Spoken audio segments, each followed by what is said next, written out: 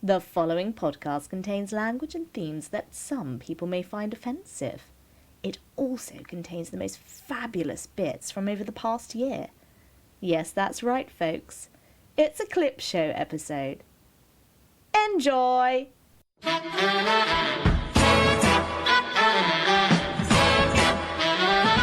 Hello and welcome to That Was the Week That Was it? The podcast that doesn't have any guests this week, but fret ye not, little listener, because we do have a clip show for you. Yes, a best of clip show, all my favourite bits, all wound up in a little hour-long collection for you. Because let's face it, we've had some fantastic guests over the last year and a half. And why not exploit that fact and just have them all in one big episode? So I am Alex Sievewright, and joining me for this episode are my co-hosts Emmy Webber, Hayley Pettitt and Kate O'Connor, who I miss dearly. Why won't she come back? Why won't she return my phone calls? Anyway, enough about my personal anguish. Let's have the first clip, and it's from an episode from 2021. Last year. It is the impressionist and fantastic person, Macleod. Let's have a listen. Yeah. But I also got my second jab. So, yes. Yeah, and so Tuesday was a bit of a day for...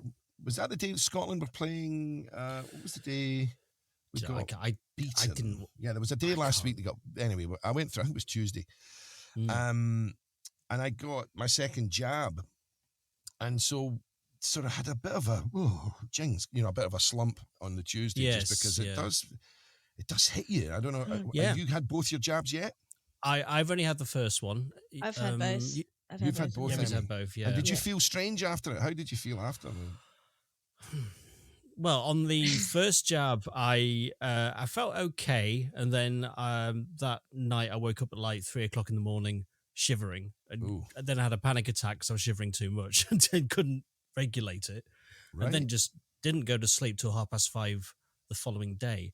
But you pretty much missed my birthday.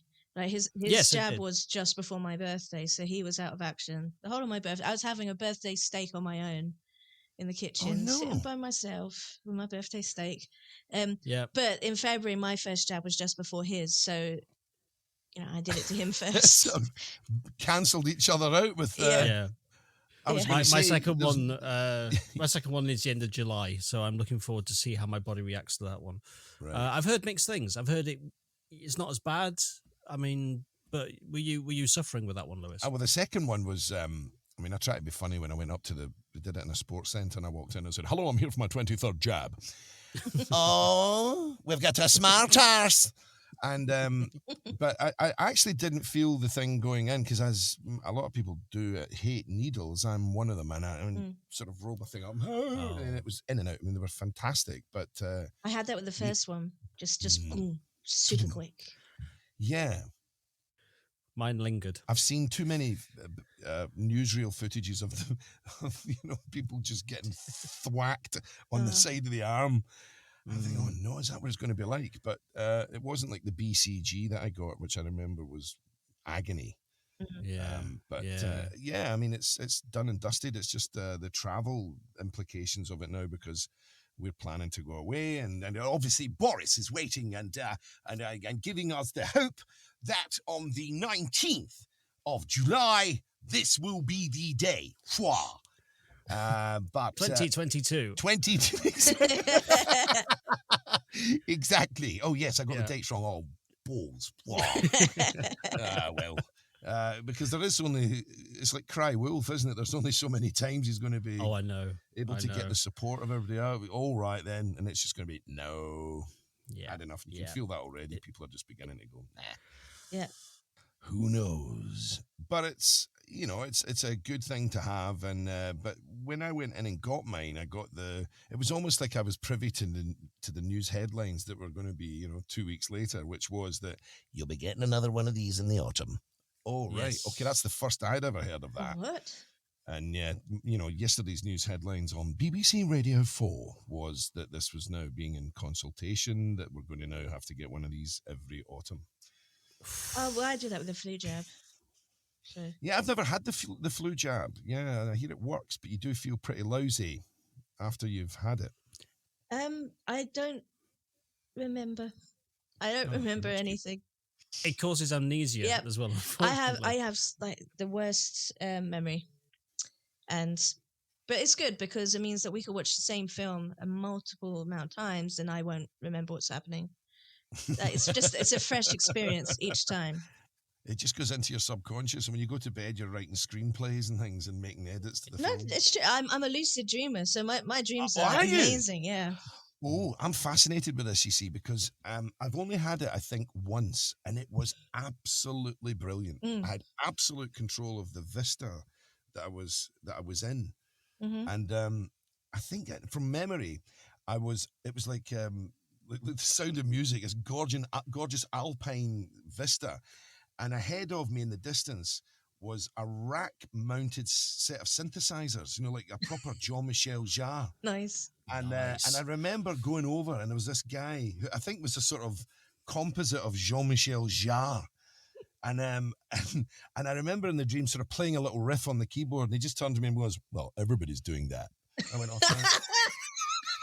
It was I felt so gutted that the scene, it was like a PlayStation 2 game that just crashed on me. It all just went to shit. The vista disappeared, and I was in a grey room. Here, Anna, get me out of here.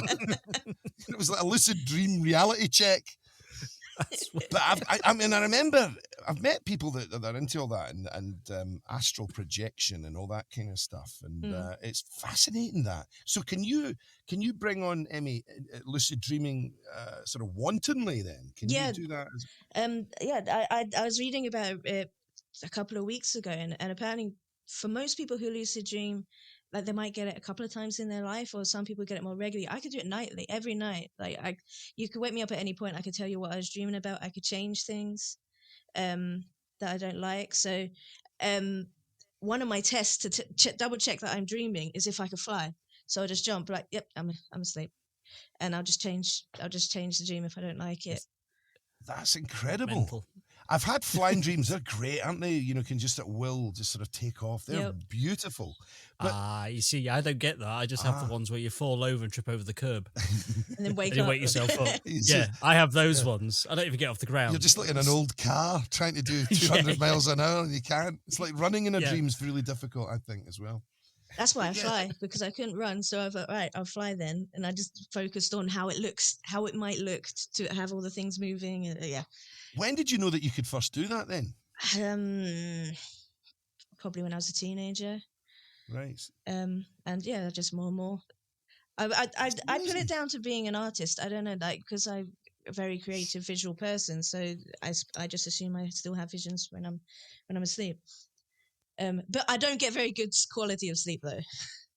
All right. Because I'm mostly in the dream state. Because you speak to your parents about things like that, and you go, well, they would say things like, "Don't eat cheese before you go to your bed because that makes you dream." And I'd be thinking, no, that's exactly what I want to do. I want to go into this other world that's kind of fascinating and amazing. That's great. I love that.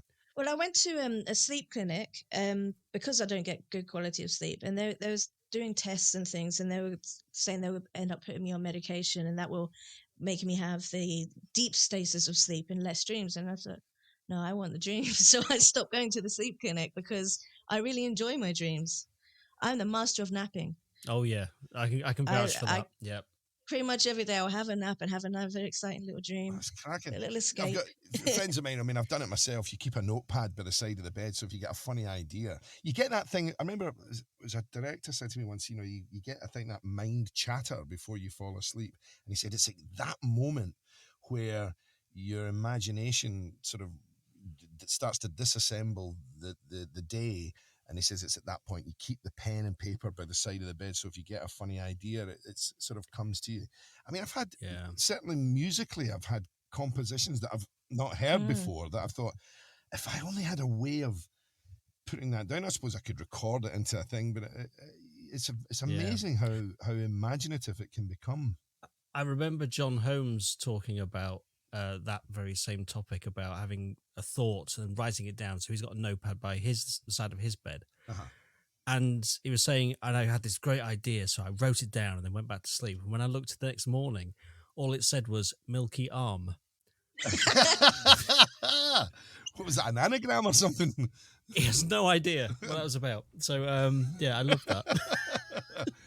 Milky Arm, 700 hours. Roger that.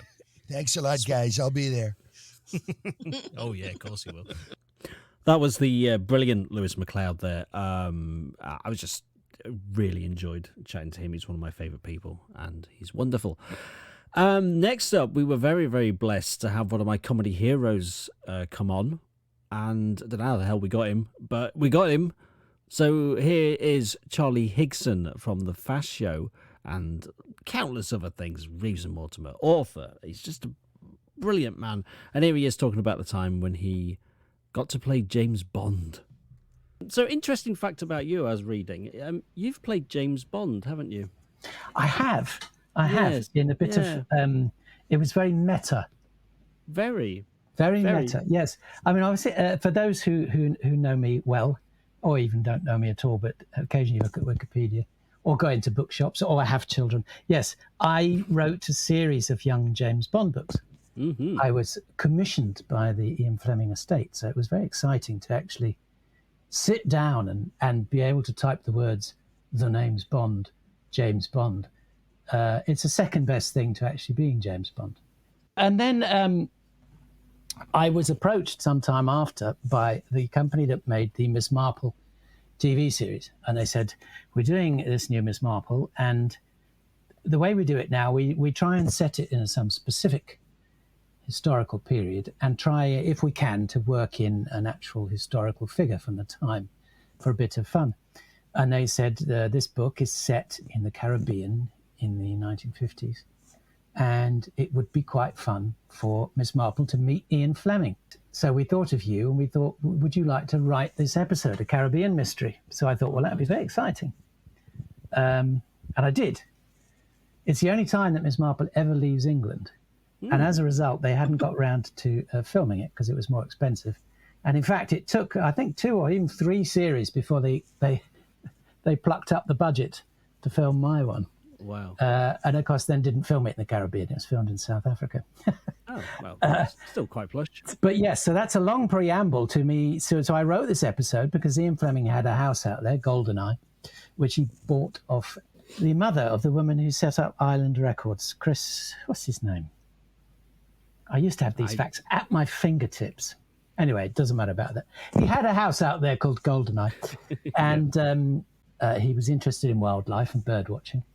And he had a book on his bookshelf, which was The Birds of the West Indies, written by a man called James Bond.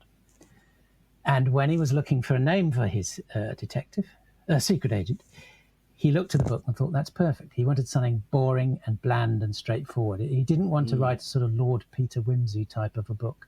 He wanted his to be kind of brutal and real. And he thought James Bond is a nice unfussy name. Yeah. So I thought, okay, I'll write Ian Fleming into the episode. So he will meet Miss Marple in the Caribbean. And I thought, well, if I'm putting Ian Fleming in, let's put James Bond in as well. So I did. So I have them all at the hotel where Miss Marple is staying. The ornithologist, James Bond, turns up to give a talk on birds of the West Indies. And Ian Fleming is there talking to Miss Marple, trying to find a name for his agent.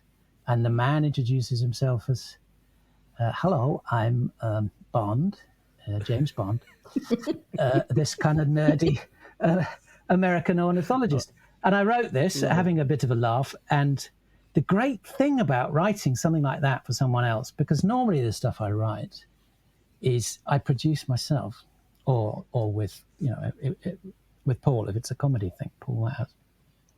But this... it was great. I could just give them the script. They've made hundreds of them. Thought, well, I'll leave them to it. I don't have to get involved in the day-to-day grind of filming, which is incredibly stressful because you are constantly fighting the weather, time running out, your actors forgetting the lines, things going wrong. And it's compromise after compromise after compromise. You only have the perfect vision in your own head. So there I was at home with them filming out in South Africa. And by the end of the first week, they'd used up all of their wet weather cover, which is your exteriors. You start with your exteriors, and if it rains, you quickly film something indoors. But it was pouring with rain, so they were having a terrible time. And I thought, it's not my problem. I shall enjoy watching the finished product. And then they got in touch and said, you know what? It might be quite fun if you played James Bond. And I couldn't turn that down. You can't. So no, and I went out there and I had you have your three-way, as it's called, which is 3 little dressing rooms in a caravan, and it said James Bond on the door because they always put the character name rather than the actor. And so, yes, there I was playing James Bond. But suddenly, of course, I was plunged into the stress and the horror of filming. It was a big night scene and it was pouring with rain. They're all supposed to be having a lovely meal outside under the stars, but had this huge, great sort of device had been rigged up above them, just filling with water as the rain thundered down. And this was about 4 a.m. And they just managed to get Miss Marple and Anthony Sher out of the way before this thing collapsed. Wow. And would have crushed them to death under the weight of the water. So it was quite exciting. But yes, I played the boring ornithologist, James Bond. Now, if Charlie Higson blew your socks off, get this, we had Colin Mochrie on. He was our 4th guest. How about that? I mean, me and Colin go way back, though, way back. I've done a lot of things with him. I've done 4 things with him. Anyway, here's Colin Mochrie from Whose Line's It Anyway, telling us about how he wish he could trend things on Twitter. Bless. So, Monday, festive cheer. Tuesday, was that as festive for you? Tuesday is a day... Okay, well, it's going to sound silly when I tell you, but Tuesday is the day when I try to trend something. Okay. It's yet to work. I try to get certain phrases trending, like when you're opening a play or something, and someone will say, break a leg or marriage or something. Mm-hmm. I try to get push the hanky trending. Push the hanky. Nice. Okay. It had no traction. It just didn't go. I had this whole backstory of, in Shakespearean days, because there was no hygiene, all the actors would have little hankies. When the stink got bad, they would shove it up their nose. And so if you push the hanky, there'd be no stink. Right. Oh. No. Push the hanky. Yeah. Well, I'm going to say that before every recording now. Do it. I like that. Yeah, I found out recently that drag queens have their own equivalent. And they don't like to say break a leg because so often they're on towering heels and the risk of that is very real. So instead they say bat a lash. Oh, I like that. Yeah. I like that as well. Yeah. I like that too. Maybe that's who I should be focusing on for push the hanky. Well, on drag queens, sure. They're they're game for a laugh. They're always influencing language. Yeah. So yeah, they'd be a good target market, I think, for your language trending ambitions. Push the hanky is more for like Victorian fops, isn't it? Or dandies, more like push the hanky. It's kind of like I can see them, flapping a hanky around for good luck. Yeah. Yeah, but how many of them do you meet, like day to day? Very few around here. Well, yeah. I'm in southeast London, so there's not many here. They're more sort of Hackney way. It really is a dying profession. Yes. It is, sadly. Yeah, the whole FOP society, I think, the one in Toronto just went bankrupt. Oh, wow. Yeah. That's a real shame. As the whole coronavirus thing, lockdown, unfortunately, a lot of businesses and a lot of FOPs have but also gone under. Hankies don't do well in a sort of viral environment, do they? You really want something that's more disposable. Yeah, the face mask, unfortunately, has taken precedent over the hanky. Wear the mask. Maybe that's the new... Do you think that'll just start a whole fight on Facebook or Twitter? People coming with the political ramifications. It's just push the hanky is pretty inoffensive. I know. Unless someone doesn't have a nose. It was bad enough when I posted a picture about me getting vaccinated. This was last week. The amount of hate I got Yeah. Really? From that. Yeah, it was ridiculous. One person said R.I.P. to me. Another one was like, called me a clown. And I was like, well, Rest in protection from COVID-19. I guess that's what it meant. I don't know. But yeah, crazy times. So Sometimes I feel Twitter isn't the best place for rational discussion. no. Do you know what, Colin? I think you might be onto something there. Yeah, I really do. It's been a long time coming, but somebody needed to say it. I'm not afraid to say it, except on Twitter, where I'll be attacked. Where you'll be killed by the mob, yes. That's totally fair. Hashtag push the hanky. Push the hanky. I'm also trying to get... You know how people used to say, she's the cat's meow, like back in the old days. I tried to go, oh, you're the dog's potato. And which I realized, I was going opposite of cat, but the opposite of a meow isn't a potato. So I think that's where that one fell down. Yeah, also, like, we do already have a fairly prevalent turn of phrase that starts with the dogs. Yeah. And ends in something that, you could term them potatoes if you wanted to, if you were being, very coy. Yeah. No. The dog's bollocks. Yeah, dog's bollocks. Yeah, that one did. Yeah, I can see now. There's a lot of problems with that. But then saying to someone you are the dog's bollocks is a Can good be thing. a good thing.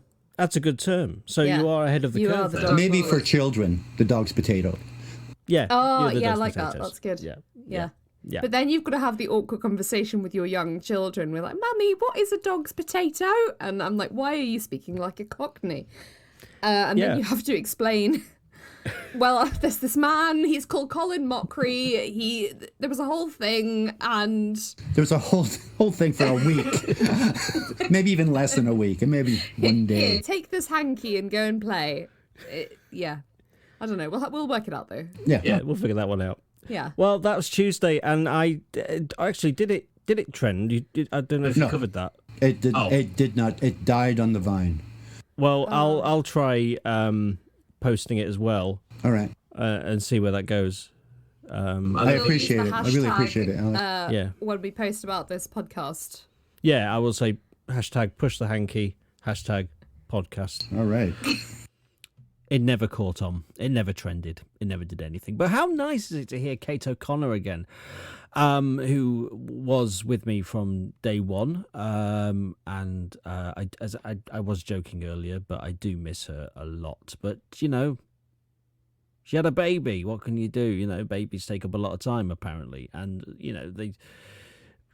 she's much better off without this little podcast, I think. But never mind. You're going to hear her again in a sec anyway, because our next clip is from an episode with an old mate of mine, John Holmes, the guy that is a double BAFTA award-winning writer and radio man. I have to say double BAFTA award-winning writer whenever I mention him, because it's in his contract, his life contract. Apparently, it's weird. It's a long story, but anyway, here's the clip of John Holmes and his exciting celebrity lifestyle. How was your week last week, John? Well, it was the same as every week is for me. I mean, as you know, I live and breathe the glamour of show business. Kate and Alex, and so every day is filled. No, it's not like your day, listener. It's not like your boring day where you just do mundane things. Mine is filled with excitement. So on Monday, if you want to start there, do you? I suppose. So. Yeah, I do.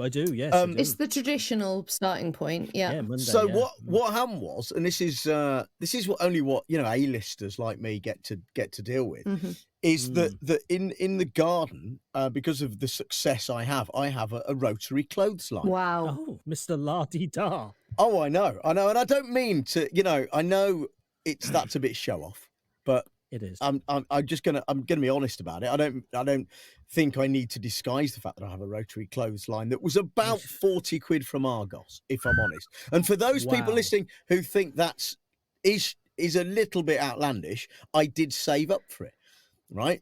But my point was, I spent a minimal amount on this clothesline. So over the, I'm going to call it the pandemic, what's happened is the lines on the line part of the rotary have sagged. Oh. So the moment you hang, say, a wet towel, or latterly a wet sock on it, it would droop. Right. Droop it would. Yeah. Like to the floor. So I took the clothesline out of the ground. I unthreaded the line part of the rotary, which is a sort of, what is it? A sort of plastic twine. Yeah. And I rethreaded the whole rotary clothesline Wow. to tighten it all up. It's something I'm meaning to do for about 6 months. And that took me about 2 hours. So those of you who think I live a mundane life, no, that's the glamour level I operate at. And you can only dream of that. The rotary line, how long is that when it's pulled out? Well, honestly, I know things... People say, don't they, when you stretch something out, it would stretch to the moon and back. Yeah. Right? Now, the moon and back is a pub about 5 miles away from here. Okay. So as an experiment, right, I laid the line of the rotary along that way, and it reached about half the way to the moon and back. Okay. So just to the moon then? Well, no, not even to the moon, because the moon is a pub a mile on from the moon and back. Yeah. So it would have been a quarter of the way to the moon and back and back. Back. Yes, but not that far to the moon itself. No. If you see what I mean. Yes. So as a theory of measurement, it's absolutely hopeless. Yeah. So did you just thought, while I'm here, I might as well just measure this twine in case I get asked about it? Well, obviously you're going to get asked about it. He's a celebrity. Obviously, that's first question. Yeah. I mean, it's the only. I mean, the only other way of measuring it, which again I did, because I live quite near the coast. I live in Kent, as you know. Oh, showing off all the time. Yeah. Oh, yeah. Rotary line. I live in Kent, and I've got room for a rotary clothesline. Oh my God. You've got a room for it. No. Most people have it outside. No, I've got a separate room for it. I put it. Don't put it outside. I put it in a room, and if I want clothes to dry faster, I just sit down and blow on them. Wow. So I have a rotary clothesline room. I put it to you, John Holmes. You know, in old school Chinese restaurants, they have round tables, and on those round tables, they have a little sort of mini round table on a whirligig. It's a lazy Susan. A lazy Susan. Why is it? it? In Chinese, what is that? Well, Well, Susan isn't a Chinese name, is it? So I don't know that we can call it a lazy Susan. Oh well, I imagine it's been anglicized for our Western name tastes. But I do wonder why then your rotary clothesline isn't called a Windy Wendy. Well, I mean, Windy Wendy, apart from being someone I went out with at school, you see, you've gone down the route of alliteration, whereas the Chinese and their lazy Susan have not. But you have already addressed that point, because it wasn't Susan in the original Cantonese. Yes. So what would it be? Is my question to you. Well, I don't know the Chinese word for lazy, so I can't alliterate a word that I don't know. Somebody Google it. I have actually just Googled what the Chinese call a lazy Susan. Go on. They are known as Kanxiao Zhoupian, which is dinner table turntable. Oh, I like that. Sorry, Alex, could you do it in the accent? Because I didn't really understand that. No. I can't, John. No. Accents aren't my forte. Oh, is that? Oh. Remember? Right, is that why? John Holmes there trying to get me in trouble and trying to make me do an accent on a podcast. Not just any accent, an offensive one. But, that's what the edit button's for, isn't it? Anyway, so our next guest that I'm going to feature is someone who's doing incredibly well on the comedy circuit at the moment. She has appeared in such TV shows as Unforgivable, Live at the Apollo, Mock the Week. She's blowing up. She's blowing up, and I was really lucky to get her on my podcast before she blew up. So I couldn't really capitalize on it because she blew up after she appeared. But anyway, this is my old friend Lina, and we joined the clip of me talking about glamping, And that kind of ties into what she talks about afterwards. So here we go. We've just been glamping, so we've come back today. We had 2 days glamping in Bury St Edmunds, and so everything What we've is eaten. that, Alex? What is glamping? Well, let me tell you. You know, camping. Yes. It's not that. It's not that. It's basically okay. It's like living in a nice little sort of modernish looking wooden hut with a TV in there that doesn't get any signal as such. You've got absolutely no Wi-Fi, absolutely no phone signal at all, and everything is in one room. And you cook outdoors on a even the barbecue. toilet? No, the toilet's actually inside, but it's in the same. Basically, it's in a very tiny wet room with a shower in there as well. So you could essentially have a shower while taking a poo. What did you do on Friday? I know. Okay, so Friday, I collected the child from the trip. Oh, yes, you remembered. That he went on, collected him from that, and we went to the park because it was nice. So we went to the park and like soaked some rays. Lovely. You see, that's good. I like a good bit of skin cancer there. Yeah. Bit of skin cancer. That's what you need. No, we did our SPF. We were responsible. Excellent. But really simple, straightforward day. Just picked them up. You know, they got back a little bit late. They got back at like 4:00 and the sun was still out. So we're like, let's go to the park. Let's do that. Sounds good. Sounds and good. It sounds like the glamping, but with, you know, without the annoying bits. It just sounds like you're outdoors and you've got a swing. Yes, I was able to shit freely in the park without it showering. Good for you. And that was the key thing for me. I was like, either or, man, either or, but not both, especially in a park, you know, because that's just rude. It is rude. Pretty rude. It is rude. It is rude. It is rude to shit in the park and shower. It's frowned upon. At least he didn't fall over as well. Is it now? Is it frowned upon? That's such a British thing to say. It's frowned upon. It is Just frowned going, what upon. is that? That's you making a face and walking on. That's so British. Yeah. And isn't it? It is frowned upon in this country that someone to take a shit in the park while showering. You know, yeah. In America, we'd taser that. We'd taser the fucker. You know what I mean? We'd just be like, no, thank you, dude. Yeah. But no, here you would just walk by and frown upon it. Yes. Yes. It just says everything about what the Brits think of themselves. They're just like, well, I'm up here in society, so when I frown, it means something. And I'm like, it really doesn't, mate. Honestly, you know, hope the wind doesn't change and your face will stay like that. Oh, that is your face. Okay. Too late. Hayley, you ever frowned at anything? Oh, I'm so grumpy. I frown all the time. Yeah. I would definitely do the frowning at someone shitting in the park. I mean, yeah, absolutely. Shitting and showering. Yeah, of course. Yeah, forgot about that bit. Haley's a mom of 3. I don't think she's showered in at least 4 years. She doesn't have time. So yes, Hayley Pettitt there. Who also, like Kate O'Connor's been with the podcast since day one. She's been doing the voiceovers, and then she stepped up as co-host. So, which is fantastic. So here we go with our next guest, who is another old pal. Really, we've done a few things together, and he crops up every so often. It's the lovely Jake Yapp, and he appeared on the podcast, and he spoke about his Tuesday, which was going to a French supermarket to get his clothing. Let's have a listen. So, we're going to move on to Tuesday. That's a good idea. I think so too. What was Tuesday like for you, Jake? I went to a French supermarket. Ah, you were in France, I presume, then? I was in France. Ah. Which made it much easier going to a French supermarket. I imagine. Yeah. Supermarché. The paperwork. Yeah. My obsession, my favorite thing is to go to a French supermarket. And it's where I buy all my underwear and T-shirts. Okay.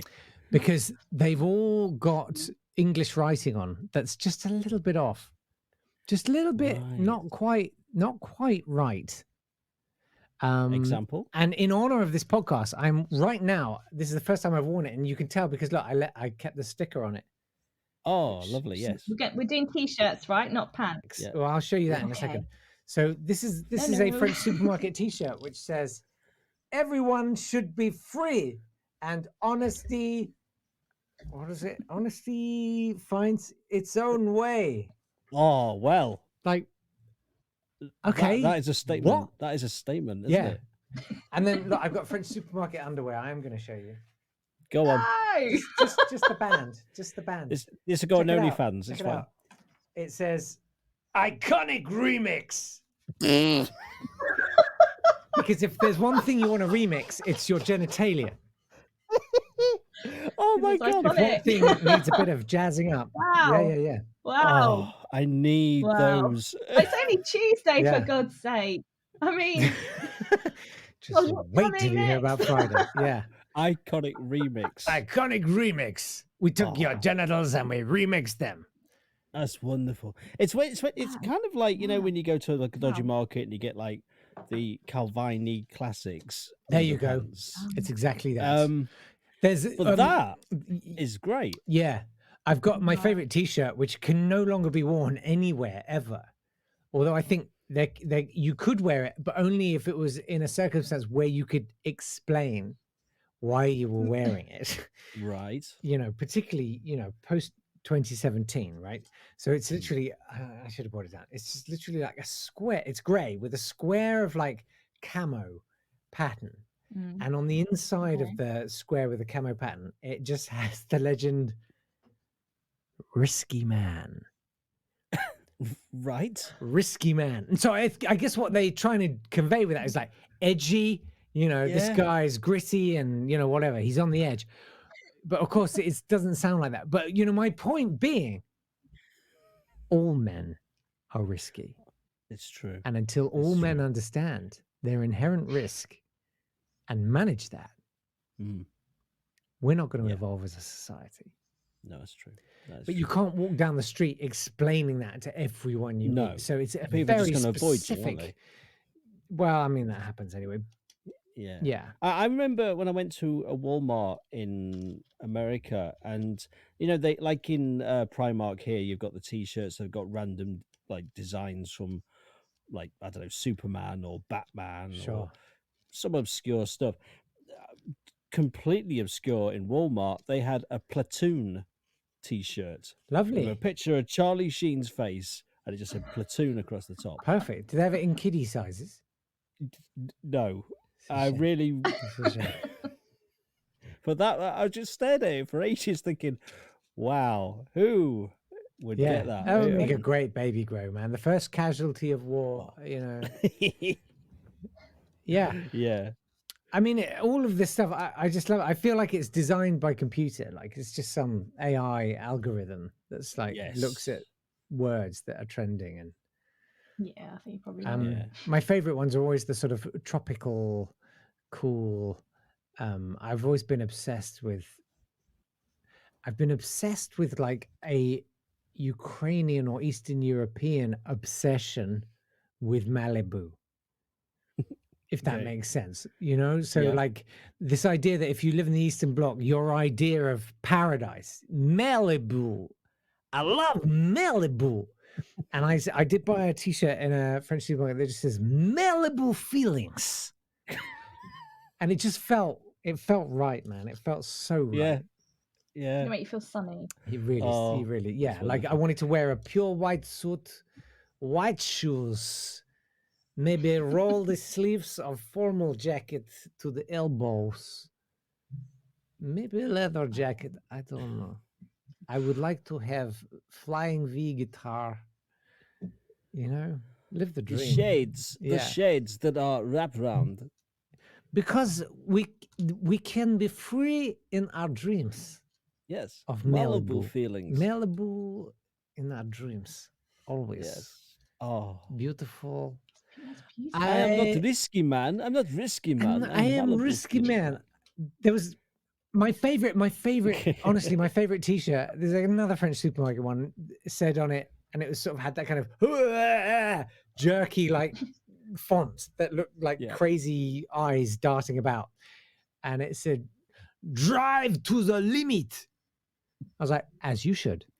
Yes, quite right. Of course, just up to 70 is perfectly acceptable.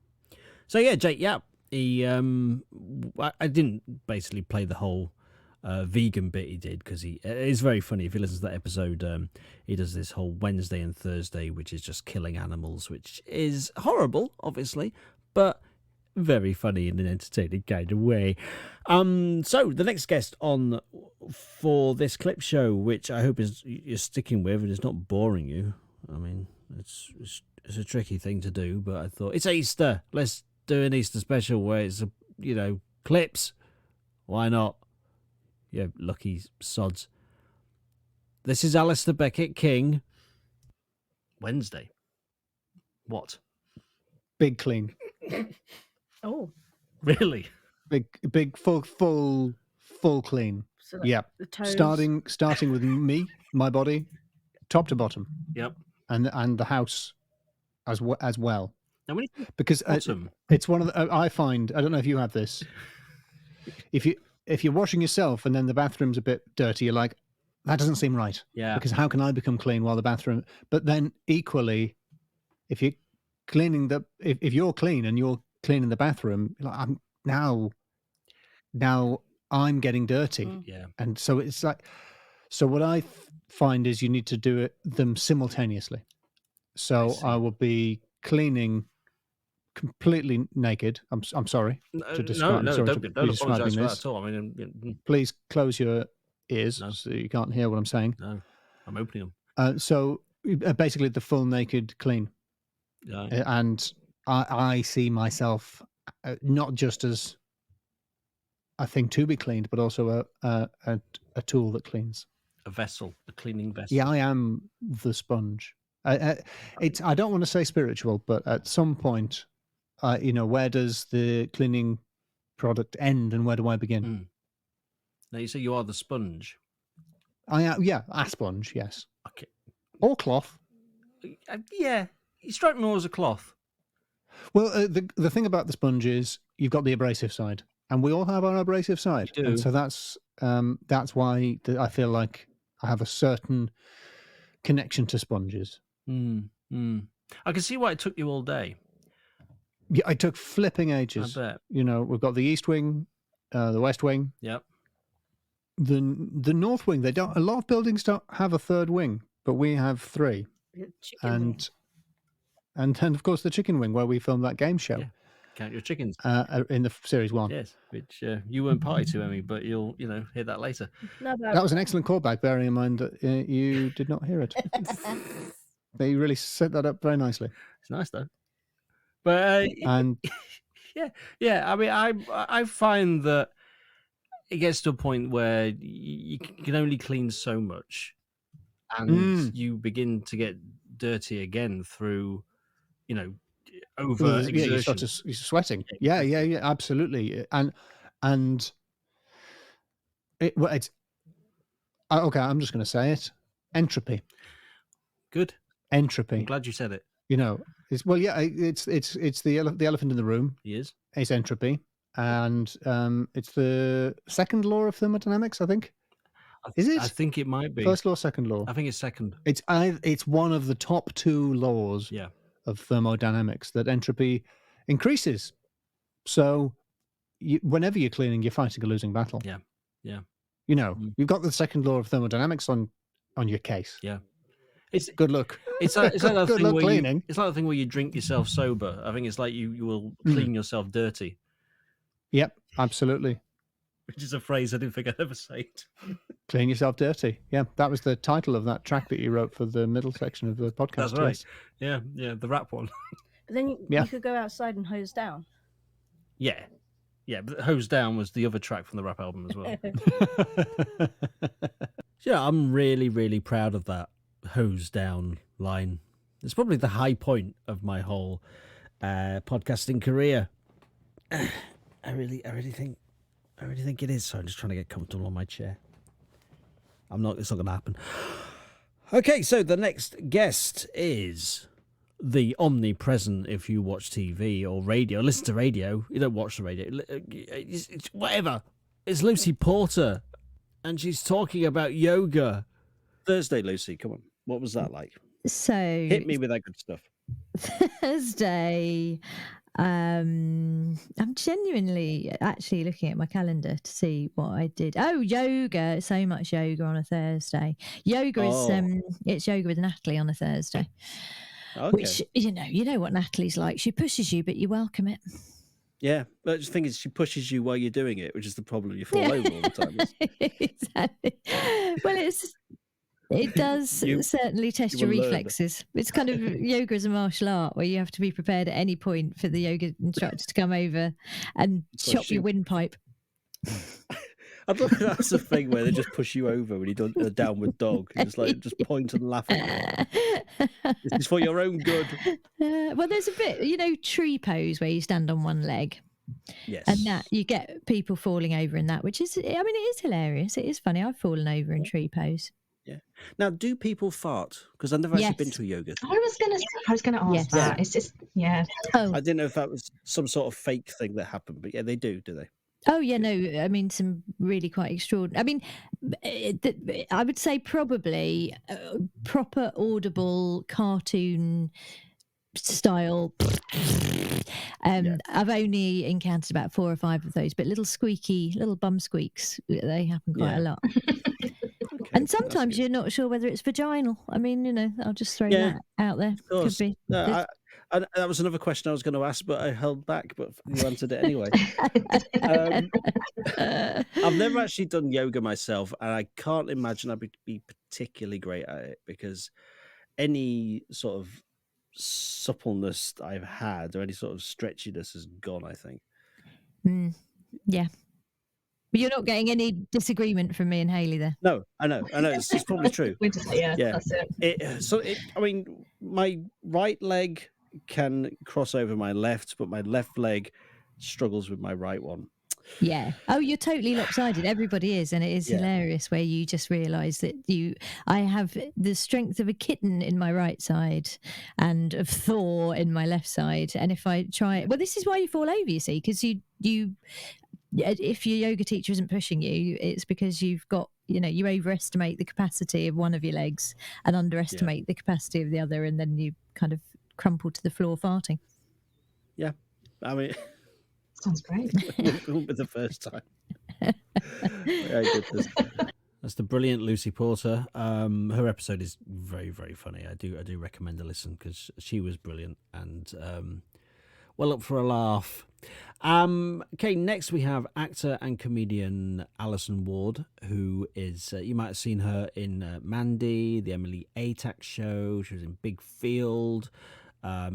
She also did a web series called The Secret Garden, which is very, very funny as well. It's like a web series about Fanny Craddock.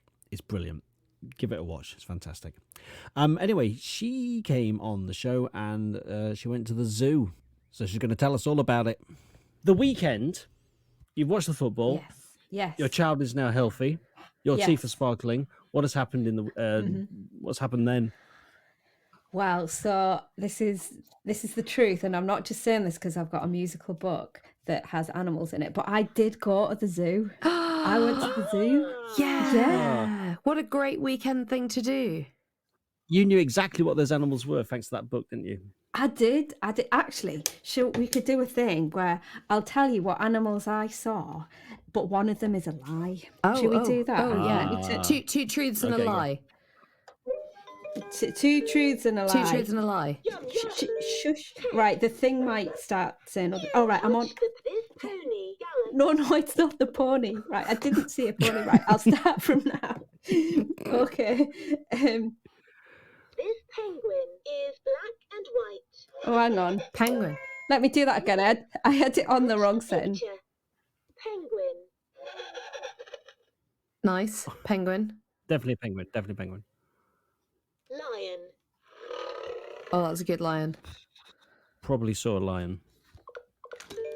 Colours. Foot. No, sorry. Chances are you saw a foot. I did see a monkey. I've pressed too many buttons. Hang on.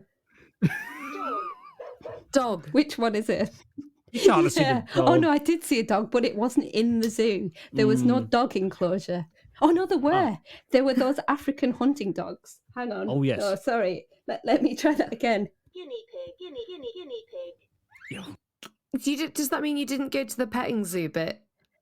I didn't know because my daughter was asleep and I just went past. Fair enough. I'm gonna switch this thing off now. I think I'm gonna put it away. This is my evening off. We are rapidly rounding in on Alison's bedtime, Alex, and I think it's beginning to show. So you went to the zoo, you saw all the animals. A penguin, a lion, a dog, a foot. And what was the other one? Oh, a guinea pig. A guinea pig. No, but I didn't see the guinea pig. No, you didn't see a guinea Because you pig. couldn't be asked. That's right. Oh, wonderful. So yeah, Alison Ward there, talking to me and Kate O'Connor. Next up, we have one of the most shambolic recordings ever. It took about 4 nights, I think, to record this one episode, but it was just chaos, but it was wonderful chaos. I've known of this man for quite some time, and I loved the work he did on such shows as Balls of Steel and Ghoulies and other things like that. It's Ross Lee, and he's amazing. And if you have watched a film called The Bubble, which came out just last month, actually this month, it's April, isn't it? Yeah, it came out this month on Netflix. He's in it. He plays Mr. Best, the head of security, and it's very, very funny. And as I say, it's chaos this episode, but it's a lot of fun. And here he is talking about something or other. I can't even remember what he's talking about now. Well, here's the clip. Yeah, it's all amazing. But so then we got to Friday. We do, yes, Friday. It gets even better. You won't believe what happened to me on Friday. Go on then. Oh no. So the iPad couldn't believe it. On Friday. It's like the iPad copied you. Like you lean back and the iPad just goes with you. The iPad could not believe it. So listen. So what I did was I discovered that you know the guy that dropped the apple, and so when the apple drops and you realise that gravity is a thing and all. Is it Newton? Steve Jobs. So Steve Jobs. Well, I was playing with this right now, and I realised this the other day, and I'm adapting this to real life. So when I get this, you see that ball? Right, watch. Yep. Are you watching? Right, watching. So I go like that, and I drop it. Right, I'm going to drop it now. So I've dropped it, right, and now it's on the floor. Now it's on the floor. Right, I'm really happy. I'm going to drop it. Freeze! Right, at that moment, which you can't see because it's going so fast, that ball is frozen, but I'm happy. But it's going at that speed all the time. It doesn't matter how high it is, it's always going at that speed. And what you forget is the person that's dropping it, that's happy, is also still here in the middle. But because it's going so fast, you don't think about it. But look, it's going that fast all the time. So we should always... Oh, no. That's what God thinks of me. I tell you what I'm going to do. I'm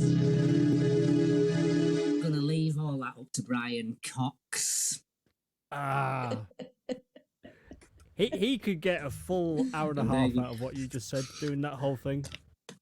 Yes. And Gravity. Yeah. So that's Gravity with the iPad as well. Gravity taken the iPad down as well. It's got a lot to answer for. Yeah, that. It's all about the gravity, isn't it? And that takes us to the and then Saturday. Yes. Right, Saturday. We're nearly there now. We are. Saturday. I went to film in Stafford. I started to do some filming in Stafford.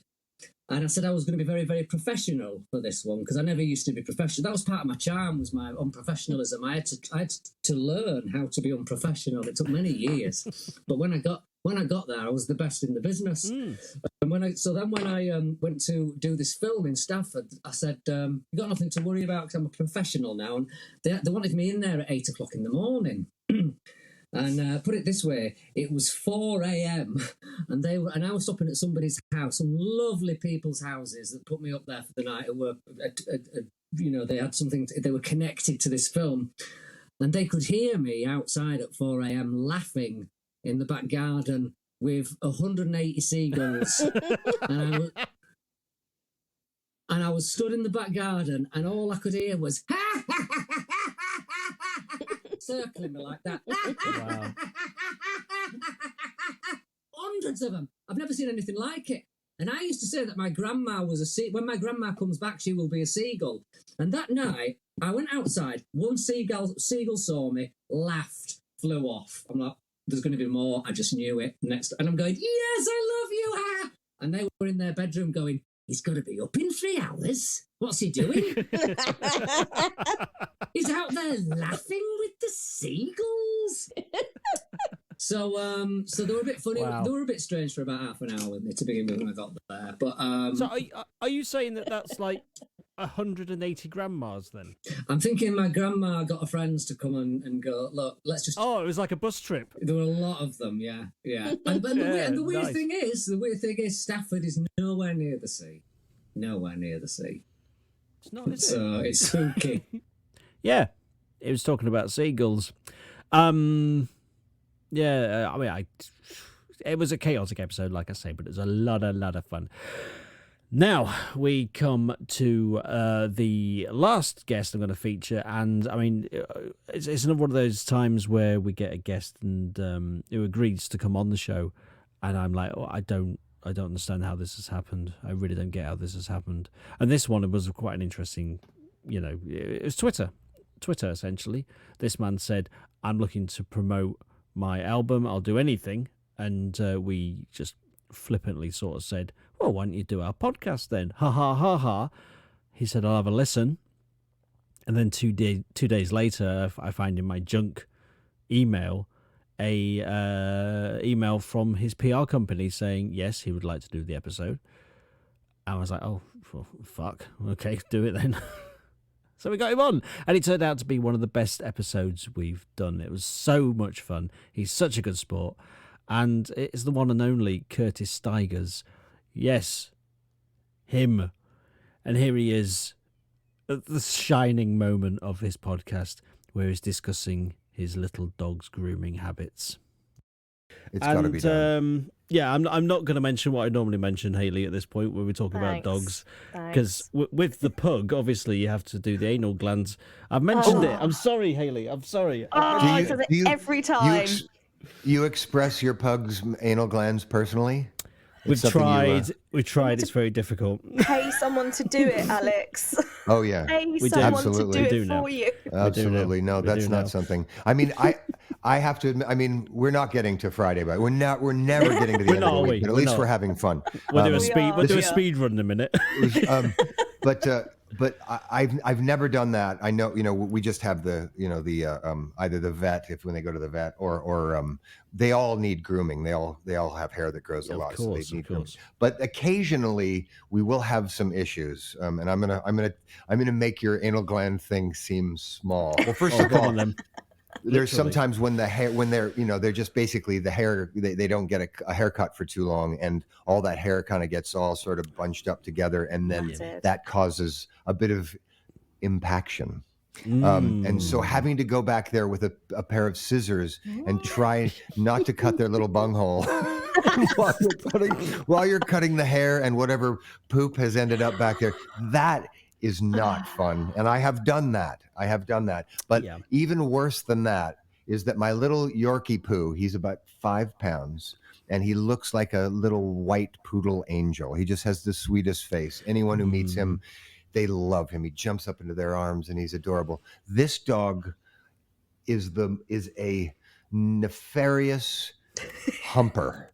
He humps stuffed animals, preferably a little stuffed dog or bear that's exactly his size. If he can find just the right one, he goes into the other room with it, away from all the other dogs, and you'll come in and he is whining, dining, and romancing this stuffed animal. And that's gross enough. That's bad. And I was like, hey, really? Seriously, get a room. But sometimes that causes his little fella, his little red lipstick to get stuck out. Especially when the hair has grown too long, when he hasn't had a haircut. I know where this is going. And so it stuck out, and one time I have to tell you, it got stuck out so far, I thought I was on the set of Alien. I mean, it was the most, I have never seen anything like this. It was, it was just things, it's like from that scene from Blade Runner. I've seen things you people have never dreamed of. Dog's lipstick. I've seen dog's lipstick stuck out so far. It was terrifying. So what do you have to do when that happens? You have to fix it. You can't. How do you fix that? The first time it happened, I actually, I took it to a friend's house. I took my dog to a friend's house. This woman who's a friend of ours. She's a former EMT, and she's just like, oh yeah, whatever. You just do this, blah blah blah, and it's done. But you have to physically manipulate a dog's wee-wee. It is not fun. Although now it's like I've done it so many goddamn times. So you have to get that thing back, and it's a matter of, and because it's got long hair, it's kind of gone down inside the, I'm going to say it, foreskin or whatever. It's just awful. And then and so you're just like basically kind of pleasuring your dog with your hand. It's not nice. It's awful. And and he doesn't like it. He's like, I'm embarrassed. Oh no, I'm sure he hates it. I'm sure he hates it, Curtis. Come on. Just leave my, yeah, right. He's like, hey, I'm going to do this. I tricked Dad into touching it again. Anyway, so then at the end of it, once it's finally fixed, and the lipstick has gone back into its case, then you still have to cut that hair so it doesn't happen again. So there I'm holding my dog in one hand with a tiny little pair of scissors, and he's like, don't do it, Dad, don't. And I'm trying not to cut the end of his dick off with these scissors. And oh my God, that's what a Wednesday can be like. So yeah, his PR company emailed me afterwards and said, yeah, can we have a link to the podcast episode? And I'm like, yeah, sure, here it is. I haven't heard from them since. But never mind. Anyway, that was the week that was its best of clip show type thing. It's a happy accident. It really was. Basically, we had a record last week that due to shit internet didn't turn into a record at all. It just turned into one person trying to talk while there was a massive delay and we couldn't record anything or see anything. But anyway, we're going to reschedule that one and do that another time. It's a good guest as well, so it'd be worth it. But these things happen. I mean, it's a happy accident, as I say. While I'm here, I might as well do this. I don't normally do this, but there is a Patreon for That Was the Week That Was it? I do this for free. Everyone does this for free. We don't get paid for it. We just enjoy doing it. If you would like to support us, that is completely appreciated. We would love you. I mean, we do love you. We love you. But, when someone gives you money, you kind of love them a bit more, don't you? But it's completely up to you. These podcasts will still happen. If you go on Patreon, there is some bonuses on there. There is some little perks that we're working on. And might be worth your while. And we also are on YouTube as well. So, you could subscribe to us on there as well. Make us look a bit better or bigger on there. I mean, every little helps, And I just want to say I thank you so much for listening. We have listeners all over the globe. So it's fascinating to me when I get, the analytics that say where each listen is from. And some of the places we get listens is just highly surprising. And I love you all. I think you're all fantastic. Thank you so much for being there. And my thanks to Emmy Webber, my thanks to Hayley Pettitt, my thanks to Kate O'Connor, and I've been Alex Sievewright, and that was the week that was it? Compilation best of show. Goodbye.